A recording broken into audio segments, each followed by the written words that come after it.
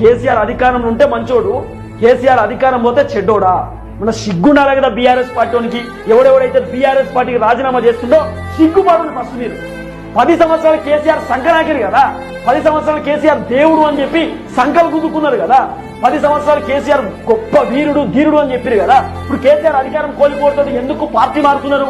ఎవడెవడైతే ఈ రోజు బీఆర్ఎస్ పార్టీకి రాజీనామా చేసి పక్క పార్టీలోకి జాయిన్ అవుతున్నటువంటి ఎవడెవడైతే దుర్మార్గులు ఉన్నారో వాళ్ళని చెప్పులు తీసుకొని కొట్టాలి. 10 సంవత్సరాలు ఏం చేశారయ్యా మీరు? కేసీఆర్ అధికారంలో ఉన్నప్పుడు కేసీఆర్ అడ్డం పెట్టుకొని ఎన్ని కబ్జాలు చేసిరు మీరు, ఎన్ని అరాచకాలు చేసిరు మీరు, ఎంత అవినీతి చేసిరు మీరు. ఈ రోజు కేసీఆర్ అధికారం ఓడుతో ఎందుకు పార్టీలు మారుతా ఉన్నారు? అంటే ఇన్ని రోజులు కేసీఆర్ ని భుజాల మీద ఎత్తుకొని కేసీఆర్ సడన్ గా కిందికి లాగి బండ కొడతాడు. గిదా నాయకుడు ఎవరైనా గుర్తుపెట్టుకోరు మీరు. నాయకుడు ఓడిపోయినా గెలిచినా లేకపోతే నాయకుడు ఇబ్బంది పడుతున్న సమయంలో నాయకుని దగ్గర ఉండాలి, అది గుర్తుపెట్టుకోరు అంటున్నా. ఎవడెవడైతే బీఆర్ఎస్ పార్టీకి రాజీనామా చేసి పక్క పార్టీకి పోతా ఉన్నారో ఒక్కసారి ఆలోచన చేయర్రి.